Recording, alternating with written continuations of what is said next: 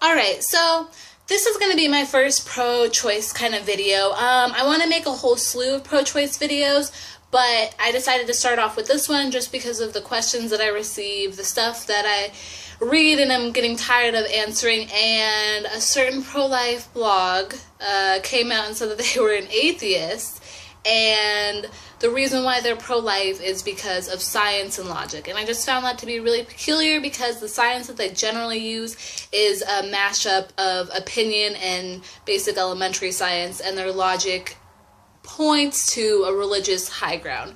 So I just decided to kind of make a little bit of a, I don't know, a comment, like a debunking sort of video, just talking about some of the science aspect of pro-life debate points.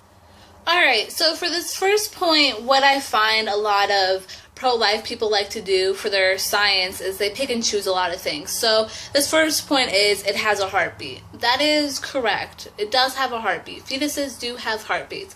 But heartbeats are not necessarily what dictates life and death, if that makes sense. Like a heartbeat is something easy to recreate. I am a lifeguard. I've performed CPR. There's CPR, there's IUDs, there's a multitude of things that kind of recreate or give you an artificial heartbeat. Now what you're looking for is brain activity. Brain activity is what people look at when pronouncing death, because you cannot recreate brain activity. Once it's gone up here, it's gone. That's it. You can't recreate that. That is when people die. That is what they look at for death, because you can recreate a heartbeat.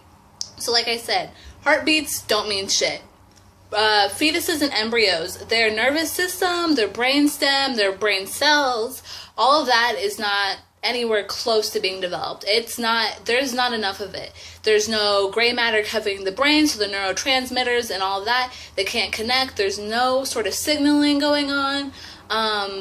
Not to get into too much detail, but the brain is not developed enough to sort of give off activity. There is nothing going on up here. They are unconscious, nothing's connected, nothing is going on. So fetuses and embryos do not, I should say, during normal abortion periods. That's what this entire video, I guess, is going to be addressing. Normal abortion periods. Now, late-term abortions is a side note, but late-term abortions are something a little bit different. I can get into the science of late-term abortions, but for this video, just to make it simple, this is all about the regular embryo or 3 to 4 weeks into the fetal time period.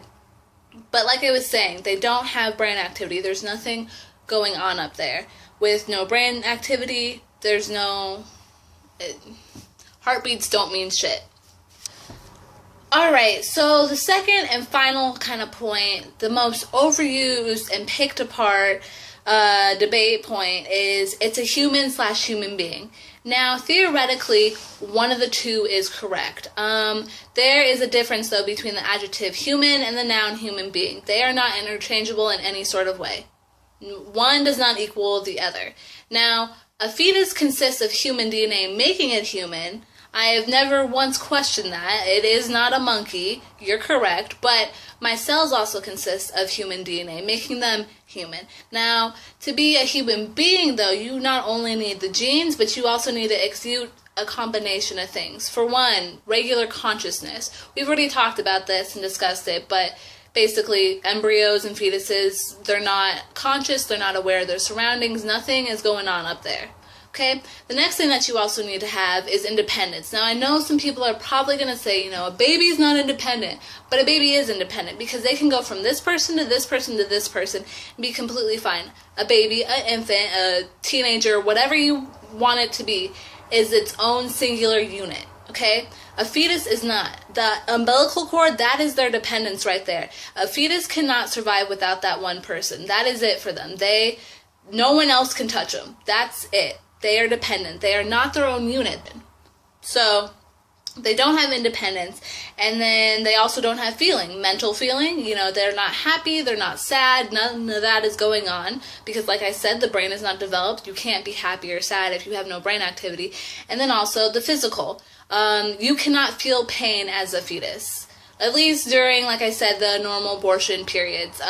You cannot feel pain, okay? So when someone pinches you, This doesn't hurt because you go, oh, ow, that hurts. It hurts because your neurotransmitters, like I said, which are not developed in a fetus, your neurotransmitters are sending signals, everything's going off, and your brain is saying, ouch, stop it. Like, that hurts. That is how you feel pain. Fetuses and embryos during a normal abortive period cannot feel mental or physical pain.